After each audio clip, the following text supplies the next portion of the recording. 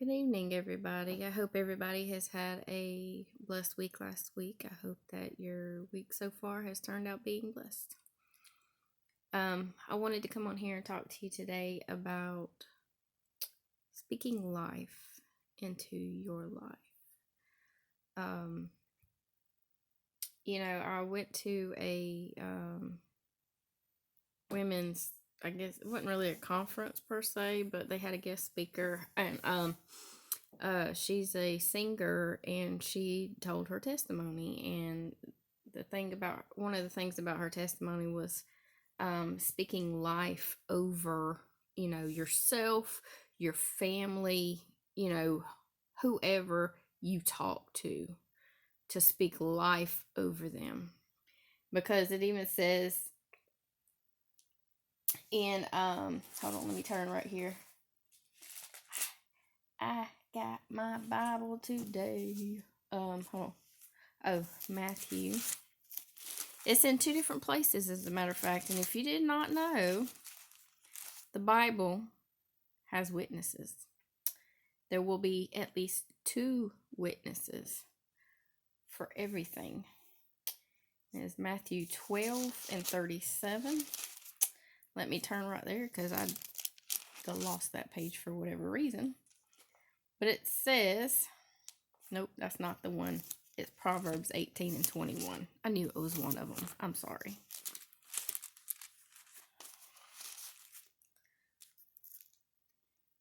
All right. Proverbs 18:21. Death and life are in the power of the tongue, and those who love it will eat its fruit.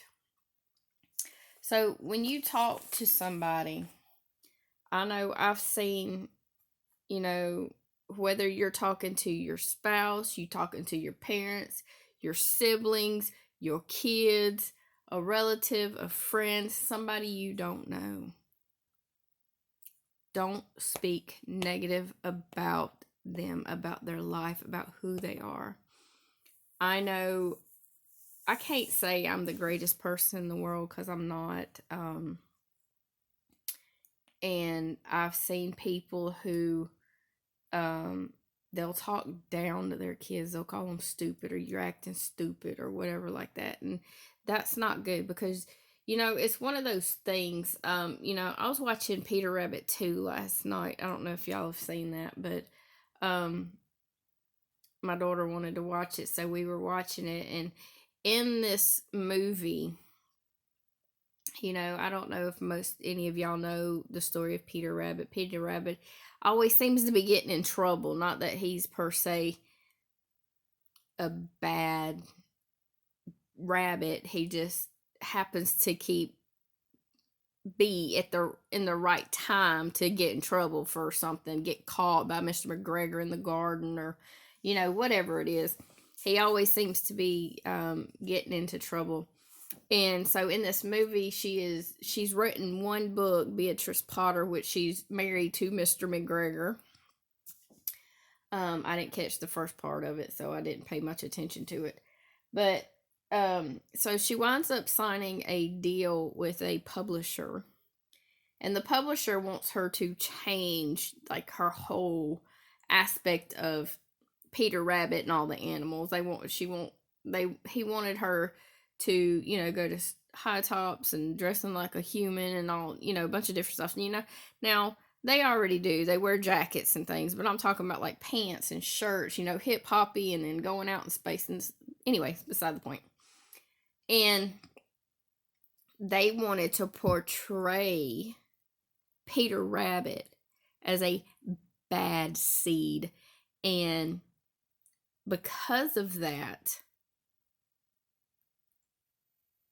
I mean, it was almost like, they weren't trying to say no.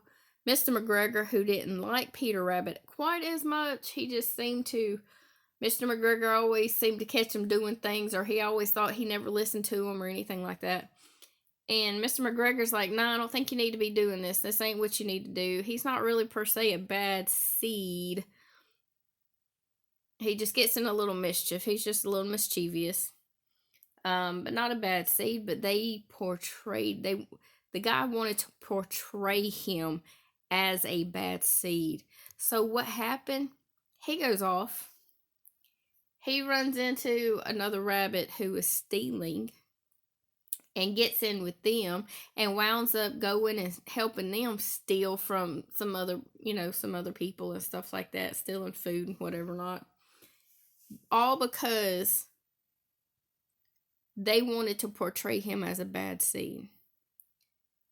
Now, this is a movie, and I get this is a movie, but I want you to think, if you're sitting here talking to somebody and you're constantly telling them how bad they are, how dumb they are, how stupid they are, how idiotic, how dumb they act, or what, you don't know how to do anything or whatever, that sticks.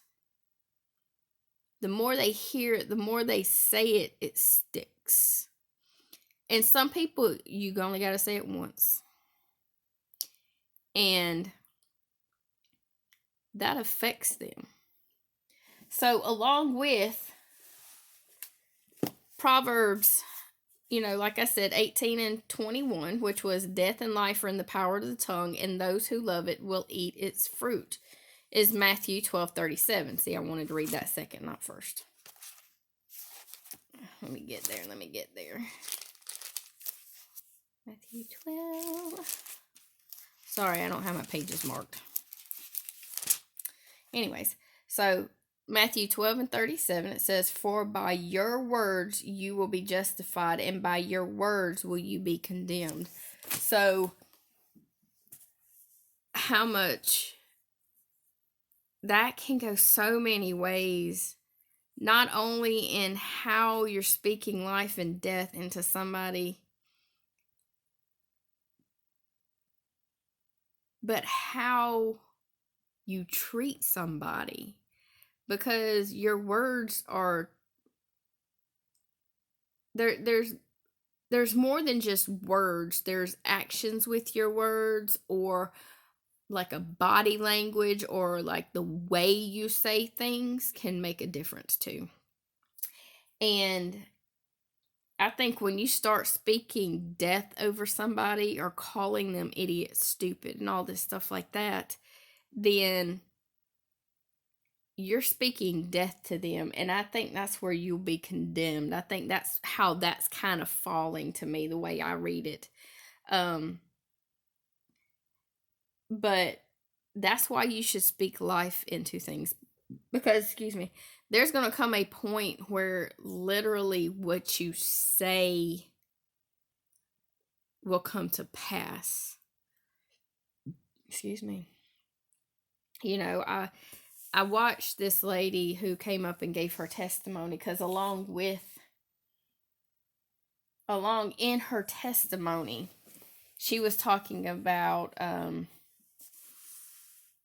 how she had lost her father, and just the deep depression she was going into, because she was, the way I understood, she didn't come out and say it, but she was pretty much a daddy's girl, and which is all fine. There's nothing wrong with that. And she just was so devastated at the loss of her father, because there was an accident, and I'm not going to go into it. And because God put on a minister's heart to call and offer her a position of ministry, even though she did not feel like she could do it because of what she was going through at the time. She kept turning him down, and all he said was, "You just pray about it, you just think about it." And "You can do this, you can do this, I know you can do this, this is meant for you, God had me calling you." He didn't want nobody else, he wanted you. And because he did that, it was like slowly pulling her out of that little funk she was going through, out of that, depression and anxiety and all that she was going through, was slowly pulling her out. Because that stuff is not quick to get out. It's slow. It is slow to come out. Depression is no joke. Anxiety is no joke. And you have to pray against those. You have to pray. You have to speak against those. You have to speak positivity into your life. I didn't get to write down. She put this one message up on the screen, and I didn't get the whole. I wasn't fast enough to write the whole thing,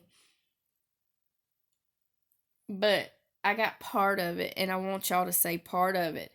And it is, and this is what I want you to say: I am healed. I am happy. I am whole. I am blessed. And I am prosperous. Say those every day into your life. Speak those into your life. Speak those into your spouse's life. Speak those into your children's life. Speak those into your friend's life. Speak those into anybody's life that you feel called to speak into your life. But make sure you speak them. Do not speak death into the life of anyone. It will come back to get you. So, I just want y'all to, well, let me go this way. Along with doing that, pass on knowledge to somebody. It might be, you might be speaking life over somebody. He might call you to speak life over somebody's life. And that might be having a hard time. Maybe they need to hear the word, not only being spoken life over them, but maybe they need to hear the word. If you don't know the word, please feel free to ask, and we can help. I can help any way I can help if you have a question. I'll be glad to answer any questions if I don't have this, and I don't have every answer. But if you have a question, please, I will find an answer for you one way or the other, okay? So don't feel like that I won't. I will do what I can to get an answer. But make sure you're speaking life. Make sure, as along with speaking life, if it's somebody, like I said, who, even if it's somebody that needs help, go help them. I told somebody one time, matter of fact, I told somebody one time, I said, they came to me and they wanted me to pull them out where they were sinking. And the problem I had was I was sinking too. And I said, how am I supposed to pull you out when I can barely keep my head above the water? I wasn't speaking life into my life or to that person's life at that time. But after going to her last night, I'm going to make sure I speak life into my family's life, into my life, into my spouse's, into my children's life, into my congregation's life. Not only that, but wherever I can speak life that He wants me to speak life. I think it will make a difference. I think it'll make a big difference. So, speak life. Remember, you are healed. You are happy. You are whole. You are blessed. And you are prosperous. Do not let anybody hinder you. Do not let anybody take that away from you. Do not let anybody tell you you're not worth it, because you are worth it. Every bit of it, you are worth it. I promise you. No matter what, you are worth it. Do not let it pass. And do not let the enemy try to suck you in to believe that you're not worth it, that you're not healed, that you're not blessed, that you're not prosperous or happy or whole, because you are whole in Jesus Christ, in Yeshua HaMashiach. Because He is here. He died on that cross for you to save you from sin. Not saying that you won't sin ever, because I sin. I promise I know I sin. I'm not perfect. There ain't nobody in this world that's perfect. And if they say that they are, then something's wrong with them. But don't let somebody tell you you're not worth it. Don't let somebody make you think that you do not deserve anything, that you are worthless, because you're not worthless. I'd pray for you.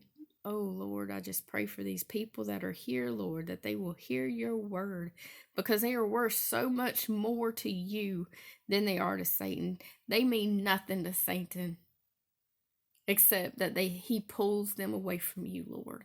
And that is all that he wants out of them, is to pull them away from you, Lord. But I declare now, Lord, that they will not be taken by Satan, Lord, that you will put your arms around them and hold them tight, Yahuwah. Just hug them and make them feel cherished. The ones who need the feeling, the ones who need to know that they are loved by you, Lord. Thank you for this time that you have given us, Lord. Thank you. I pray that y'all will have a blessed week. Say it every day. I am healed. I am happy. I am whole. I am blessed. I am prosperous every day, to you and your family. And like I said, anybody else that God lays on your heart to say it over.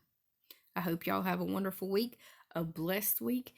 Pray, talk to God regularly. Every day, talk to Him. He wants to have a conversation with you. Be blessed.